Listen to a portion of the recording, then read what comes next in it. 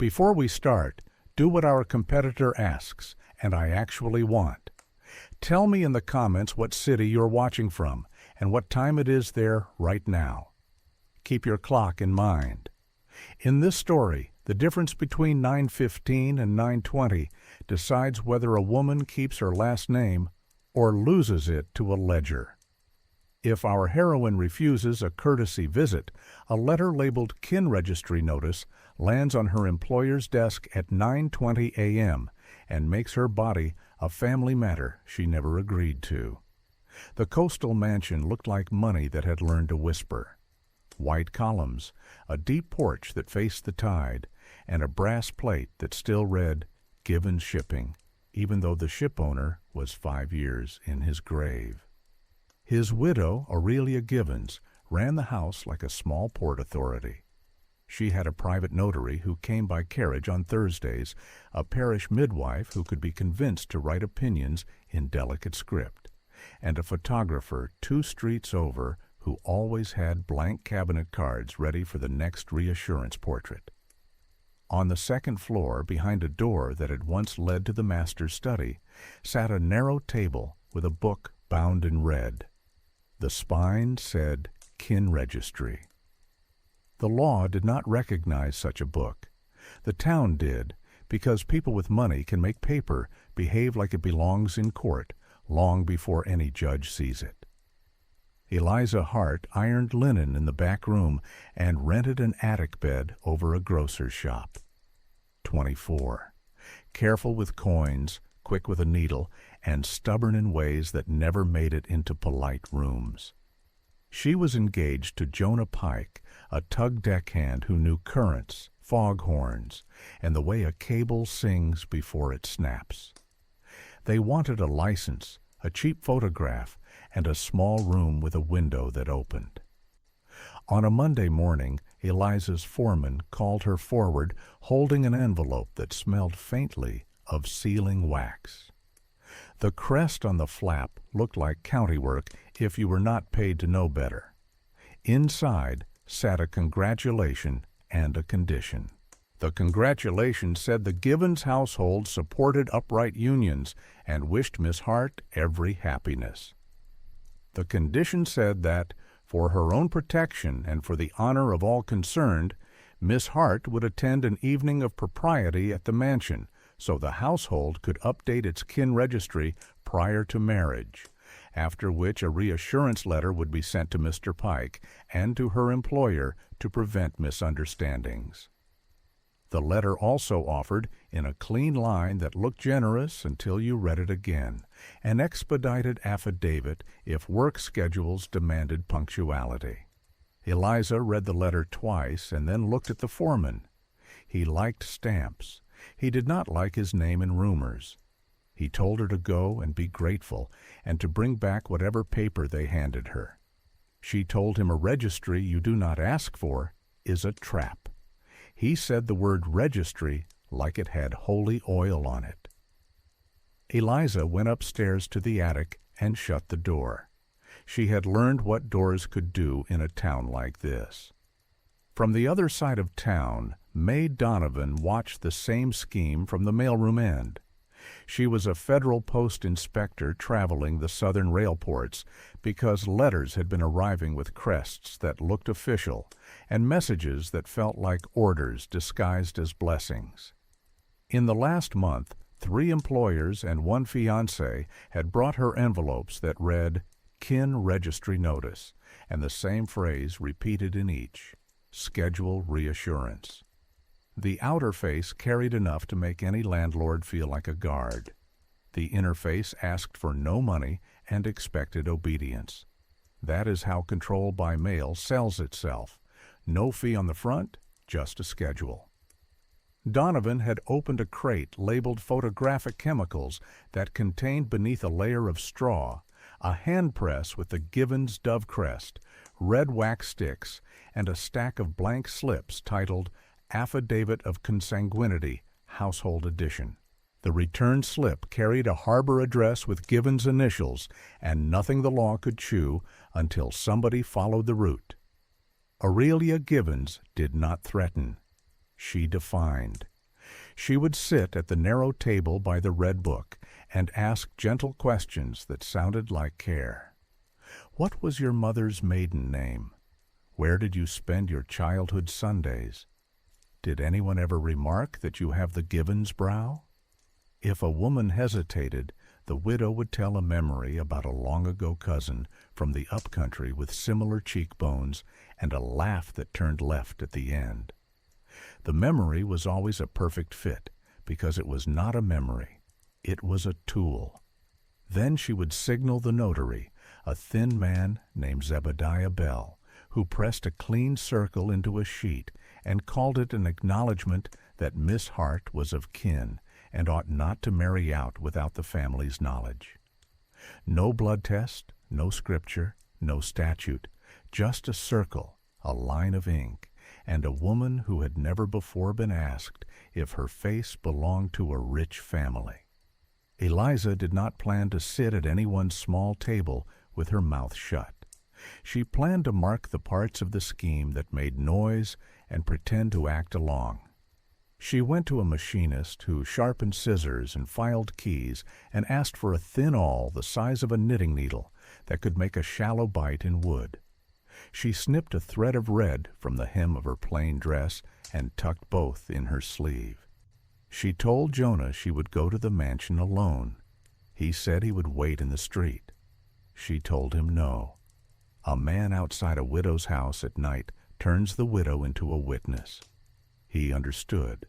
He had spent years learning the difference between helping and making yourself the story. At dusk, Eliza climbed the side steps the household kept for staff and trades. The housemaid at the door asked for the letter and offered a soft voice full of pity that did not belong to her. The parlor looked staged, lamp trimmed, a screen unfolded near an iron bed that did not belong in a parlor, a wall clock that had been set to the right time that morning and would act like evidence if anyone took a photograph. There was a shallow tray on the desk holding copper name tabs, each with a hole for a loop, the kind archivists use for boxes. On the wall, in a frame, hung a family photograph that had been scraped at the bottom to remove a studio name and pressed with the dove crest in its place. The widow stood by the red book in a black dress that fit like law. She welcomed Eliza and praised her for thinking of her future. She spoke about blood the way gardeners speak about soil. It holds you up even when you do not know it. Bell the notary took a page of pre-written phrases and left blanks for Eliza's answers. He watched the widow's eyebrows for when to write kin. The parish midwife, Sister Ames, sat in a corner chair with a small ledger of her own and an expression that said this was for the best. A photographer stood ready with a cabinet camera as if a portrait could save a soul. The triangle in this house was not a small brass marker on a nightstand like the port annex used. It was 3 human pieces, a widow with a book, a notary with a stamp, a midwife with a pen, and once they clicked, the photograph would become proof to anyone who liked pictures better than facts. Eliza watched where the widow kept her hand, not on the book, on a little brass die in a velvet-lined box. The die was the dove crest. The impression looked exactly like the one Donovan had found in the mailed crates, except that Eliza had never seen the crate. She saw the ring cut the wax on a test envelope and understood that this house believed sealing a thing made it true. Eliza let the widow ask her questions for 2 minutes and then made a mistake on purpose.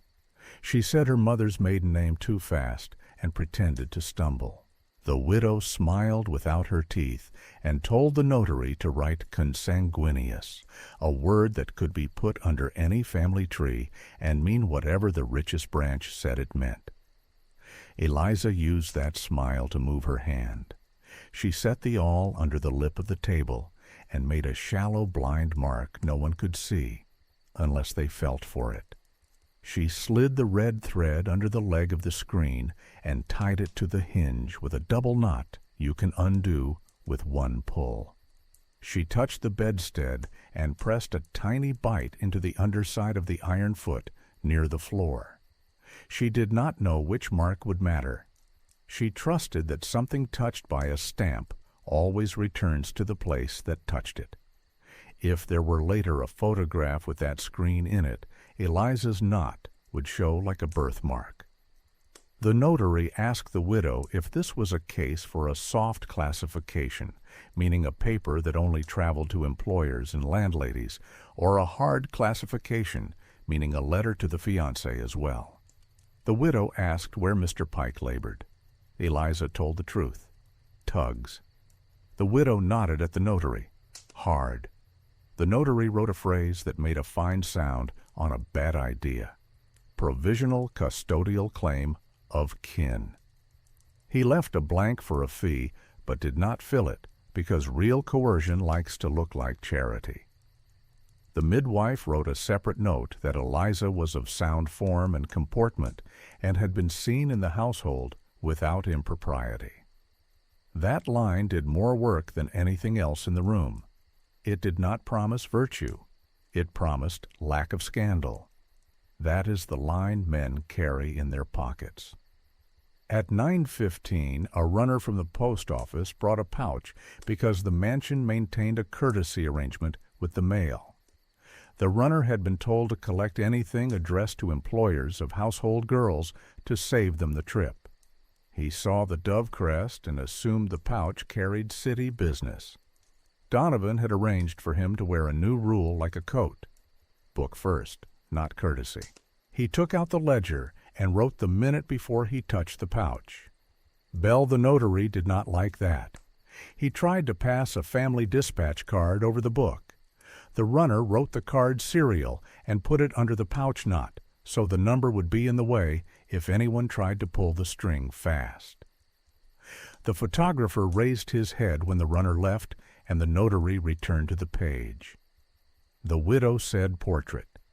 Eliza let them pose her, but not the way a girl poses for a husband. She sat straight on the edge of the bed, with her bare feet on the floor, and her hands visible. One on the sheet near the headboard card with the number 4, the other lightly on the edge of the table where she had made her blind mark. The midwife stepped just into frame on purpose, ledger in hand, so that anyone later could say a woman of standing had been present. The notary stood at the doorway with his stamp. The widow stood behind Eliza's shoulder, head inclined not like a mother, but like a portrait owner. The photographer exposed the plate. The dove crest would be pressed over the studio name by morning so that it would look like a county issue. Eliza asked one question that sounded like naivety, and was not. If I am your kin, do I inherit? The widow said family is a feeling, not a ledger. The notary said inheritance requires a will. The midwife said girls should not grasp. Eliza said she had only asked what words meant. The widow moved to close the red book. That told Eliza the ritual part was over. The letters would be written. The crest would be pressed. The pouch would be waiting at the post office when the clock read 9:20 a.m. She did not ask to take anything. She put the weight of the room in her eyes and carried that out instead. Jonah did not meet her at the door. He waited farther down the street where the lamps were poor and a man could watch without becoming a shadow on someone's story. She told him they had called her kin and ordered a photograph to make the word permanent. He asked whether they had tried to move her to the guest room or the old master's bed, the way people said the Givens sometimes did when they wanted to teach a lesson about loyalty. She said no. They used a bed in the parlor because that is where the photographer could work fastest. He said, "Do you want me to say anything to anyone tonight?" She said not yet. The notary had a pouch and a crest. The city had a rule and a clock. She wanted the clock. Donovan stood at the post office sorting table at 9:19 with the runner's ledger open and a flat tin on the counter. The tin held a control letter she had seeded a day earlier. The same crest, the same paper, and one microscopic difference in the Latin motto around the dove. A comma missing between two words. If the mansion pressed the control with its die, and if the postmaster handled it by the book, she could prove where the authority truly sat. Not in a hallway, in a route. The door latch clicked. The runner came in with the pouch and set it on the counter. The postmaster wrote 9:20 beside the entry, reached for the knot, and stopped. The family dispatch card lay under the cord. The notary had tried to place his own serial where a federal seal should go.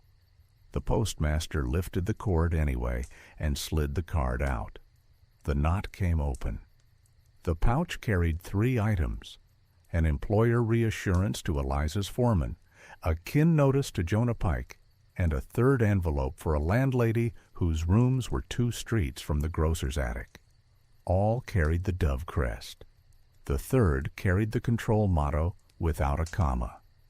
The die had bitten where Donovan wanted it to. The room had just told the truth about itself. At 10, Aurelia Givens poured tea and told the midwife the morning had gone smoothly.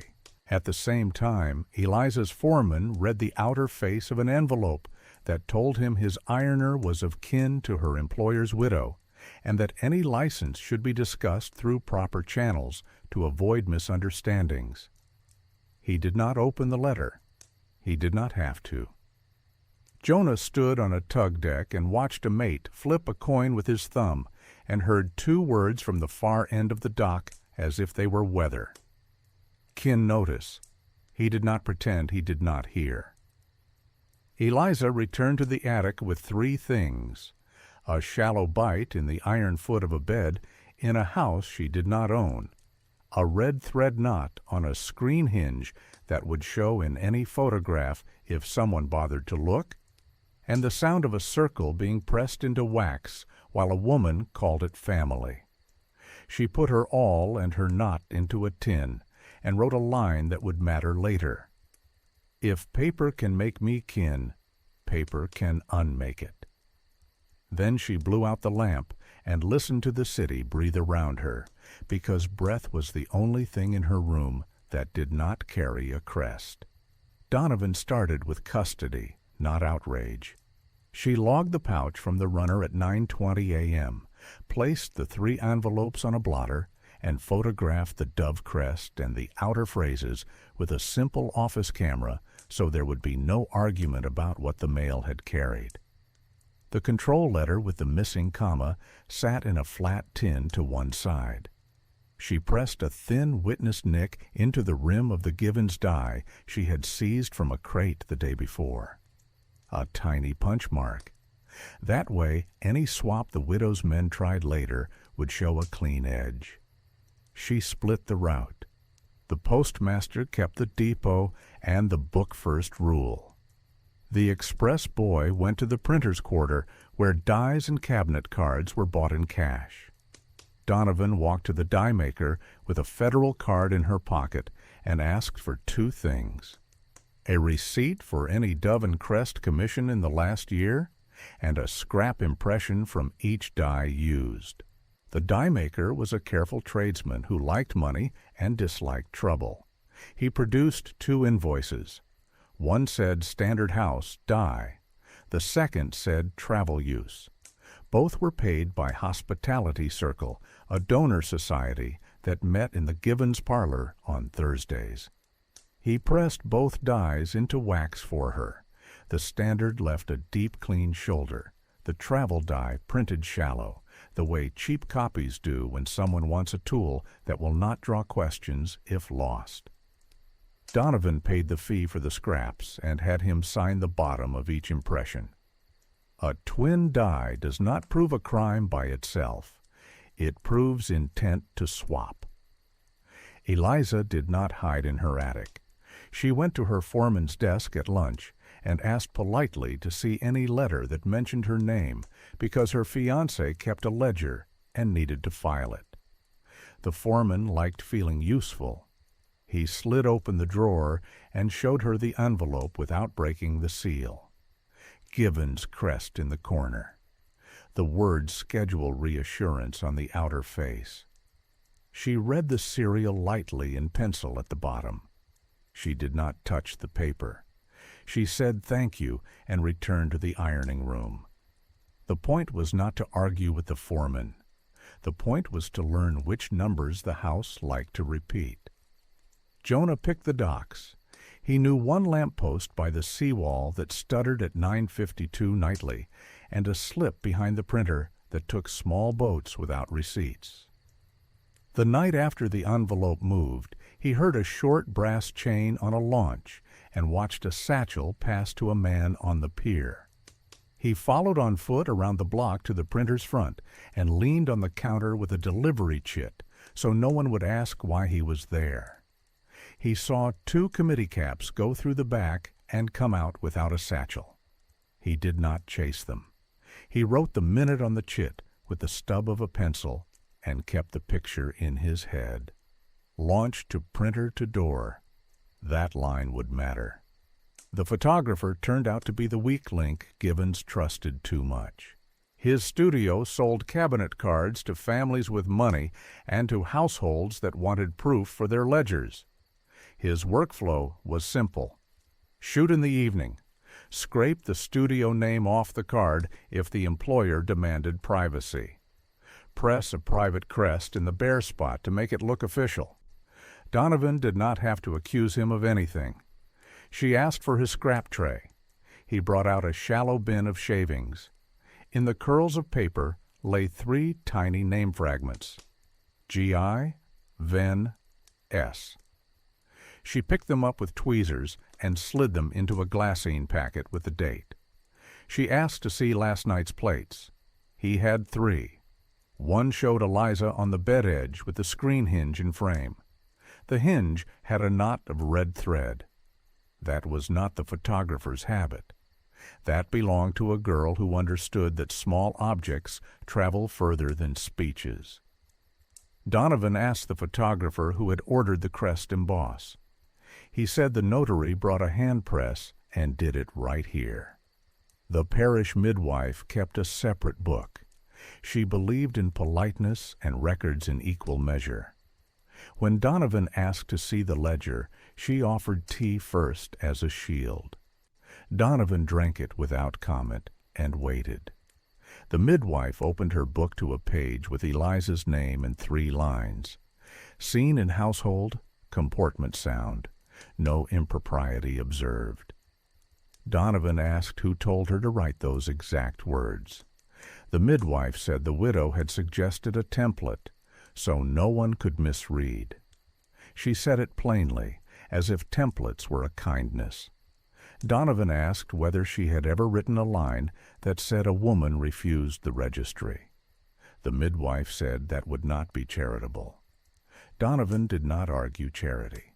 She wrote the phrase down and circled it because phrases like that do more harm than any signature. Bell the notary tried charm and speed. He filed 3 acknowledgments before lunch in a minute each. He told his clerk to clear the lane. Donovan walked in and asked for the desk seal. She pressed it into scrap. She set the scrap next to impressions from the Gibbons die. The ring depth on a proper notary stamp is heavier. The house die's shoulder was shallow. She asked Bell to read a line from his ledger out loud. File recognized, fee remitted by donor. She asked him for a statute that turned a kin registry into a legal instrument that could control a woman's marriage. He named none. He said the registry was a domestic courtesy. Donovan said the mail was a federal route. Bell stopped talking and tried to put his hand on the desk seal, like a man who realizes his tool has made a record he cannot backdate. The express boy returned from the printer with a hint and 2 receipts. The hint, the travel die, had been ordered after a small nick had been noticed on the standard die. The receipts, cash from Hospitality Circle, delivered to the printer's back door. Donovan wrote a note that would be easy for a judge to read. Replacement die ordered after mark, paid by donors, not the house account. Givens tried to move the center of gravity back to her parlor in the oldest way there is. She put people in chairs and asked them to forget the route. She invited Jonah to call at noon and promised an explanation that would spare everyone embarrassment. He went with a baker's delivery slip in his hand, so any footman would accept the pretext. He stood in the parlor with the bed and the screen like they were normal furniture. The widow spoke softly about family obligations and the dangers of strangers. She said that kinship was a shelter against the weather, and that men who loved a woman should be grateful for a household's care. Jonah did not argue with weather. He asked whether the crest could undo itself by letter if kinship turned out to be a mistake. The widow said that would be ungracious. The notary said a household could always reconsider. Jonah asked if reconsideration came by mail or by coin. The notary smiled. That was the tell. Eliza took the more dangerous path. She asked for her check-in card from the previous night on the pretense of keeping it as a keepsake. The housemaid at the door said records could not leave the house. Eliza said she wanted to remember the night a ledger decided her last name. The housemaid went silent because the sentence sounded like something she had thought before. Eliza pressed her thumb against the card and lifted a dust print of the number 4 off the corner. She tucked it into her sleeve with the awl. She wanted enough small facts to make the big ones admit themselves. By the second afternoon, the edges of the scheme showed where they always do, at the dock and at the depot. The runner tried to push another pouch past the scale. The postmaster wrote the minute and lifted the mouth so the brass cinch would not hide a private knot. The runner slid coins onto the iron. The postmaster did not touch them. Book first. The bag went onto the rack with a federal lead and a bite you could feel. The committee caps at the printer tried to swap the die again by handing a satchel to the clerk with a note that said maintenance. Donovan stood behind them and asked them to press the satchel content into wax before they left. They opened the mouth and saw the twin. They did not press it. That was fine. The refusal went into Donovan's notebook in the same square hand as a confession. At the same hour, the auxiliary women who kept the parish linen closet walked into the Givens laundry with a basket and came out with more than pillowcases. They had red wax grit on their glove tips and 3 small copper name tabs with holes for loops. The tabs were stamped with Givens' initials and numbers. They were meant to hang on envelopes or photographs. The women did not say they were angry. They said they were done lending out their closet. When women who keep linen say done, a town should listen. Donovan called for a demonstration the next morning at 9:20 in the post office. Not a raid, a show of route. She listed the exhibits that would sit on the table in front of the clock. The standard die with her witness Nick. The travel twin. Fresh wax impressions labeled in pencil. The photographer's plate with the red thread knot visible near the screen hinge. The die maker's receipts. The notary's desk stamp and a sample impression that showed proper ring depth. The outer envelopes to employer and fiancé. The control envelope with the missing comma in the motto. The auxiliary's copper tabs. The runner's ledger with 9:20 written in the same hand 3 days in a row. She sent a notice to the widow's office stating that the Federal Post would review the status of household dispatch cards and any private crests used on mail. Aurelia Givens sent back what she believed would save her. A letter signed in an elegant hand that said the registry was a family courtesy, and thus beyond federal review. Donovan wrote one line at the bottom in pencil before she clipped it to the file. Mail is not a courtesy. It is a route. Then she set the letter on the stack in the order the judge would want to see it. Die, twin, invoice, stamp, envelope, ledger, plate, thread. She did not practice speeches. She counted minutes and moved metal where everyone could see it. The post office clock clicked to 9:19 and the room was already set. Donovan did not stack exhibits like trophies. She laid a route you could follow with 2 fingers.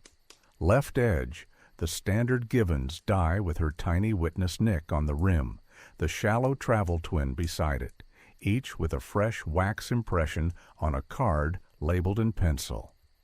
Center, the notary's desk stamp, a scrap with his deeper ring, and the control envelope whose Latin motto lacked a comma.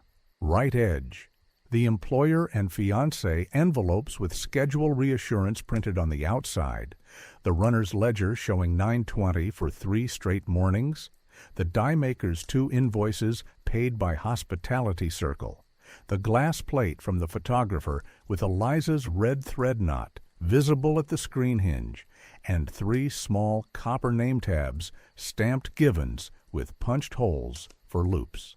The auxiliary matron took a front chair without speaking. The postmaster set his pen on the scale book. The clock ticked. Aurelia Givens did not come.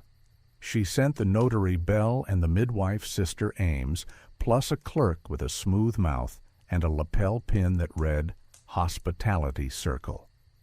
Bell reached for his desk stamp as if touching it would make the federal room feel like his office. Donovan let him hold it. A tool in the open is not a threat. A tool behind a desk is. The runner arrived at 9:20 with a canvas pouch and a brass cinch ring on the mouth. He started to set it behind the scale, as if courtesy could turn a back corner into a federal sack. The postmaster tapped the book. Book first. He wrote 9:20 and lifted the mouth. The knot held a card underneath. Family Dispatch, meant to put a private serial where a federal lead should bite. He slid the card out, loosened the cord, and poured the contents onto the blotter. 2 envelopes with dove crests and schedule reassurance on the face. A third addressed to the parish auxiliary for linens loaned. All bore the same ring depth. Donovan put the control envelope under the lamp. Same crest, same motto, without a comma. Bell stared at the motto and said the words with a pause his eyes did not see. Donovan did not raise her voice. She asked one question at a time. She held up the shallow twin and pressed it into warm wax. The shoulder bled just a little, the way cheap iron does on textured paper. She pressed the standard die. The ring printed clean, and the tiny nick cut a witness into the ink. She set both cards in front of Bell and asked him to match the rings to the envelopes.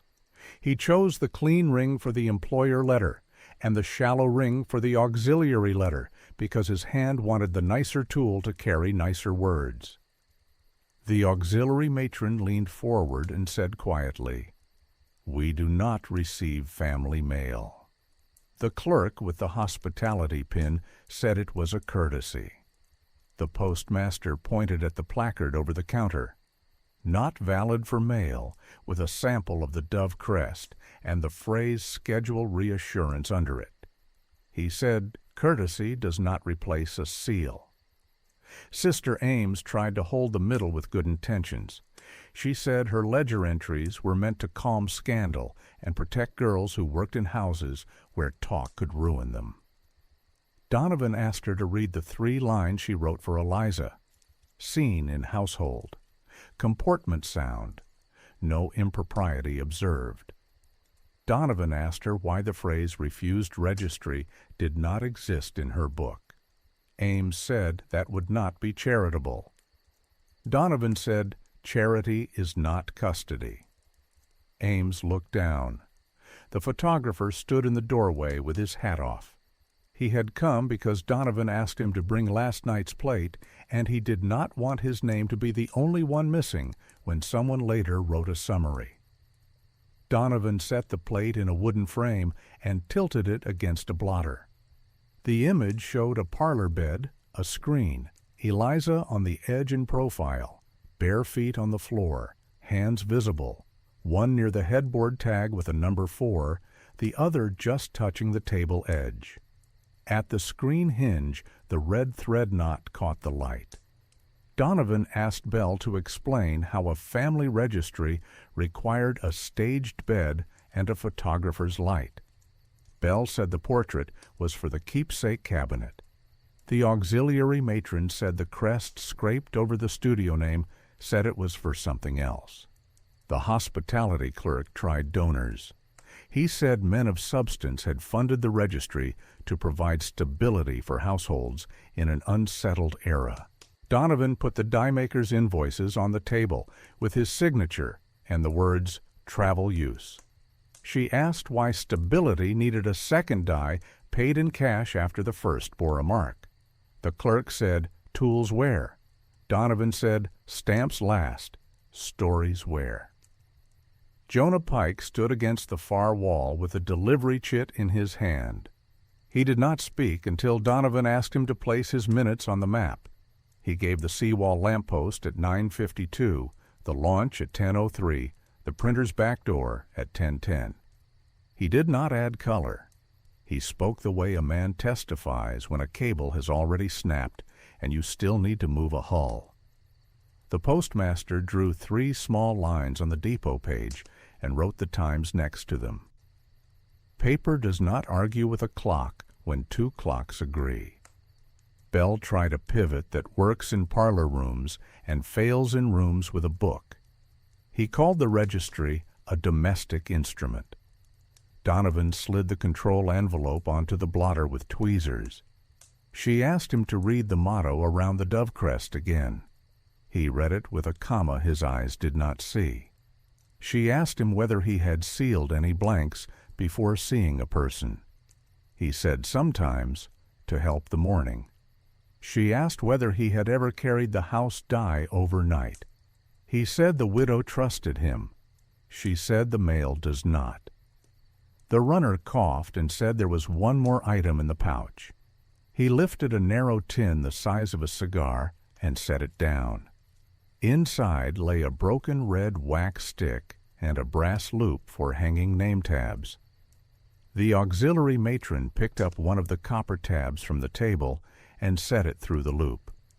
The tab clinked. She said linens were not part of any family. The midwife looked at the tab, and then at the plate, and then at the envelopes. She closed her ledger. Donovan did not let the room drift back to opinion. She pulled the glassine packet with the 3 tiny paper curls, GI, Ven, S, and set them next to the plate. She asked the photographer to explain how studio names get scraped and replaced with crests. He said the notary handed him a hand press and told him to make it look official. Bell started to object and stopped when he realized the admission would sound like pride if spoken and like evidence if written. Donovan wrote it. A boy from the telegraph office walked in with a single-line message from the die maker. A man with a hospitality pin had asked for a 3rd die without the fussy edge. The die maker refused. He had decided receipts were better than cash this week. Donovan read the note out loud and folded it under the invoices. The room was full enough now that the street had taken notice. 2 employers who had received schedule reassurance stood just inside the door. One of them carried his envelope as if it might stain his hand. Donovan asked him to lay it on the blotter. He did. She placed it beside the control and the employer letter already on the table. 3 crests, 1 root, 1 missing comma. She asked Bell which die had stamped which.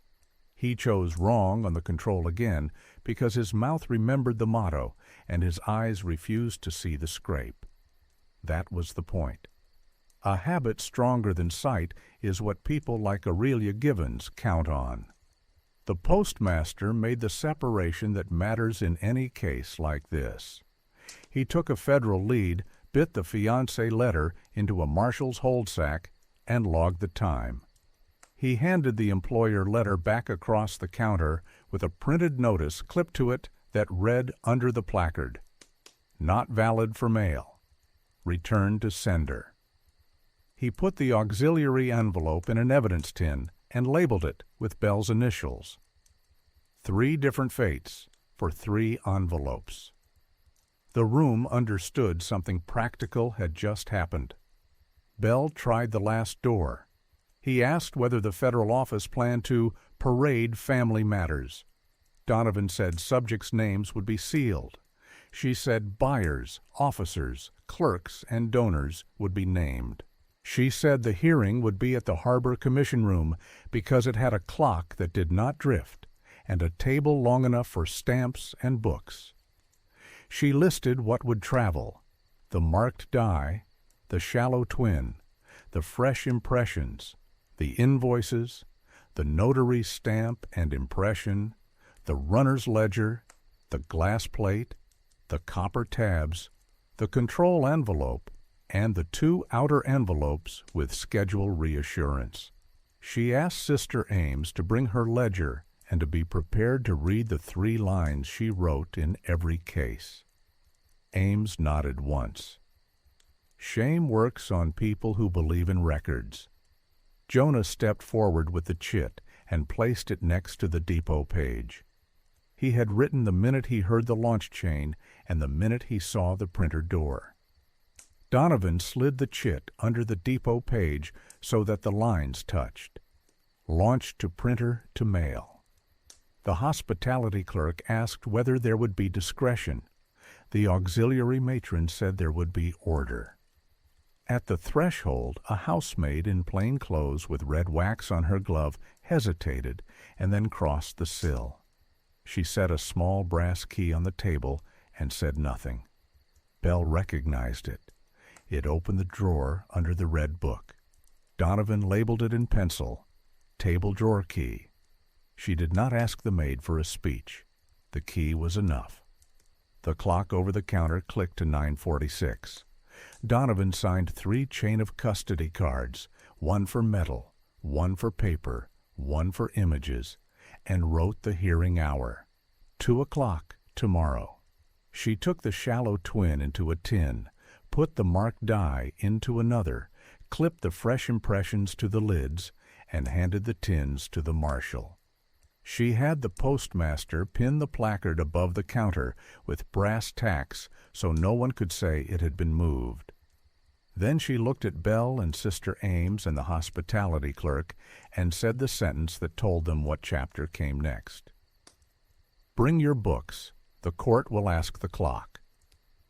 The Harbor Commission Room looked like a place built to hold paper still. Long table, bare windows, a wall clock that ran true. The judge started with 3 rules. Subjects' names are sealed. Buyers, officers, clerks, and donors are not. Show steps, not speeches. Donovan laid the route the same way she had at the post office, so no one could claim confusion. Left edge, the standard Givens die with her tiny witness nick on the rim. Beside it, the shallow travel twin. Each had a fresh wax impression on a card labeled in pencil. Center, the notary's desk stamp and a scrap showing its deeper ring. The control envelope with the Latin motto missing a comma. The glass plate in a wooden frame. Eliza on the bed edge. The red thread knot visible at the screen hinge. 3 copper name tabs stamped Givens with punched holes. Right edge, the runner's ledger with 920 written in the same hand 3 mornings. The die maker's invoices paid by Hospitality Circle. The employer and fiancé envelopes bearing schedule reassurance. The auxiliary envelope, the table drawer key, and a flat tin for custody cards. Chain of custody slips ran along the front like mile markers, each with time and initials in a square hand. The clock ticked. No one touched anything without gloves. Belle the notary sat with counsel. Sister Ames sat alone with her ledger. The hospitality clerk took the back row. 2 employers stood by the door, arms folded. The photographer held his hat in both hands. Aurelia Givens entered last in a black dress and took a seat without looking at the table. The judge asked one question that would decide the day. How did minutes become leverage? Donovan started with metal. She pressed the standard die into warm wax in full view. Clean shoulder, tiny nick printed at the rim. She pressed the shallow twin. Soft edge, slight bleed on rough stock. She handed up the die maker's 2 invoices, dates and door of delivery, both paid by Hospitality Circle. She placed the telegraph note on top. A 3rd die had been requested without the fussy edge and refused. The judge wrote private die to mimic authority and underlined mimic. She moved to stamps. She pressed Belle's desk seal into scrap and set it between the die impressions. She asked Belle to read the line from his ledger that appeared under every registry filing. File recognized, fee remitted by donor. She asked him for a statute that turned a kin registry into an instrument that could control a woman's license by mail. He named none. He said domestic courtesy. The judge said the mail is not courteous. It is federal. The runner testified to book first at 9:20, 3 mornings. He described the family dispatch card tucked under the pouch cord where a federal lead should bite. He said he slid it out and logged time before touching the knot. The postmaster showed the placard over the counter, "Not valid for mail," with a sample of the dove crest and the phrase, "Schedule reassurance." He described 3 different fates for 3 envelopes. Marshal's hold for the fiancé letter, return to sender for the employer letter, evidence tin for the auxiliary envelope. The judge wrote letter as lever, not notice. The photographer explained the workflow without ornament. Shoot at night. Scrape studio name when the client demanded privacy. Press a private crest where the name had been. He said Belle brought the hand press and told him to make it look official. Donovan tilted the plate in its frame toward the bench. The red thread knot at the screen hinge caught light. She asked why a family registry required a staged bed and a photographer's light. Belle said keepsake. The auxiliary matron said the scraped name said otherwise. Sister Ames opened her ledger to Eliza's page. Scene in household, comportment sound, no impropriety observed. Donovan asked her why refused registry did not exist as a line. Ames said that would not be charitable. Donovan asked if charity could be used to enforce a schedule by mail. Ames closed the book and said she had written the lines because the widow told her calm prevented harm. The judge wrote calm used as condition. Jonah placed his minutes on the table. Seawall lamp stutter at 9:52, launch at 10:03, printer's back door at 10:10, depot wagon bell after the book entry at 9:20. The judge drew a short arrow chain on his pad. Launch, printer, die, mail. Aurelia Givens finally spoke. She called the registry a shelter against rumor in an unsettled city. She said blood and household deserved respect. She said donors funded stability. Donovan put the copper tabs on the blotter and set the auxiliary envelope beside them. She asked why linens needed name tags and why an auxiliary owed mail from a private house. Givens said logistics. Donovan put the GI Venice paper curls beside the plate. She asked the photographer to identify the shavings. He did. The judge wrote deception of origin. Belle tried to reclaim ground with authority. He said as a notary He had witnessed acknowledgments that kept tempers cool and employers informed. Donovan slid the control envelope under the lamp.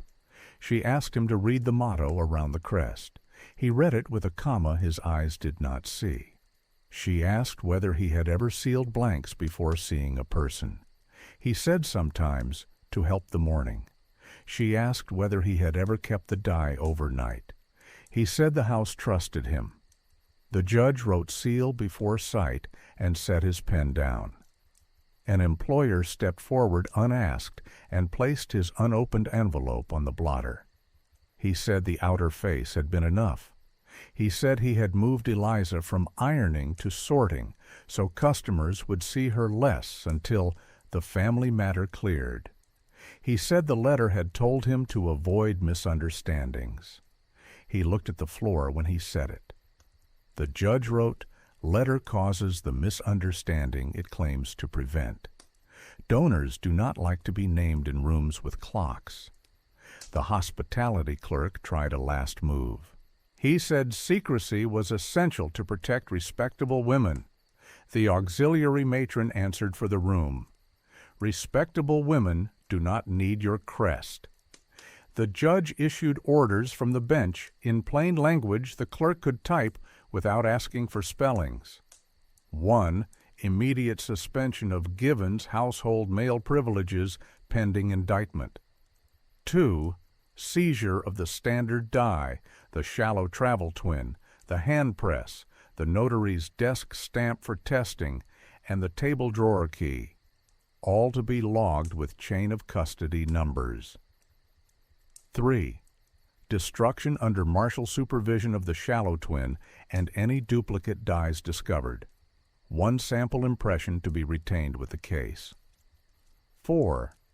Notice to employers and landlords that any letter-styled schedule reassurance or kin registry notice has no legal force and must be returned. Any action taken on such a letter may be treated as participation in an unlawful scheme. 5. Cancellation at the post office counter, with the word void in red across the face, of all registry certificates filed in the last 6 months. Subjects may witness cancellation under seal. 6.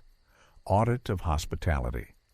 Circle disbursements used to purchase dyes, wax, messenger fees, or photographic services. 7. Referral of Bell to the Notarial Commission for Disciplinary Review. Sister aims to receive a caution and be retained as a material witness. He turned to Givens. He said the court would seal subjects' names. He said her name would not be sealed. He ordered her to produce the red kin registry within the hour. Counsel tried to ask for time. The judge looked at the wall clock and said, "The hour already belongs to the court."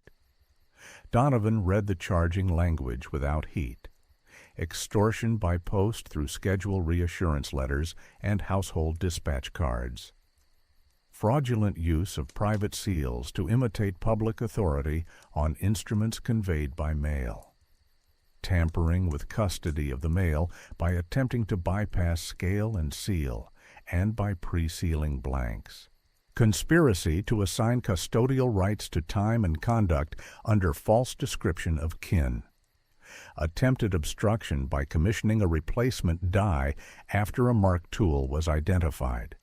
She asked that Bell be bound as a material witness on the seal counts, not as a defendant on extortion. The judge agreed and set bond. He denied Givens's request to keep house keys to close the registry properly. The deputy took the keys and logged each lock by tag. Donovan closed the route in front of everyone the same way she had opened it. She slid the shallow twin into a tin and locked it. She placed the standard die in a separate tin with its fresh impression clipped on top. She wrapped the glass plate and logged the frame. She tied the runner's ledger with blue tape. She put the control envelope back in its flat tin. She signed the last chain card, read the clock, 4:31, and wrote it. Sister Ames approached the bench with her ledger held like a hymnal. She asked if she could add a line to each page that said, "Refused registry and not be punished for it." The judge said yes and told the clerk to write the permission into the order so no house could press her for silence again. The auxiliary matron asked for the placard from the post office when the case was done. The postmaster said he had an extra and would frame it. Outside the commission room, the corridor carried the quiet sound that follows when a city realizes a habit is over. Employers leaving with returned envelopes did not talk. The photographer asked Donovan if he could keep shooting if he left the studio name on his cards. She said yes. He nodded, relieved. Jonah did not smile. He checked the time against the depot page, touched Eliza's shoulder once, and let his hand fall. A deputy brought in the red kin registry from the mansion and set it on the table. Donovan did not open it. She labeled the spine and wrote chain numbers. Then she picked up the table drawer key, placed it in a bag, and initialed the tag. The judge stood and the clerk read the last line. Time returned to its owners. Tools removed. Route closed. Eliza asked if she could witness the void mark on any certificate that carried her name. The judge said yes and pointed her to the post office counter. She and Jonah walked there together. The auxiliary matron followed with her gloves in a pocket.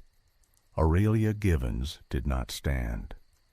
Bell looked at his hands. The wall clock ticked.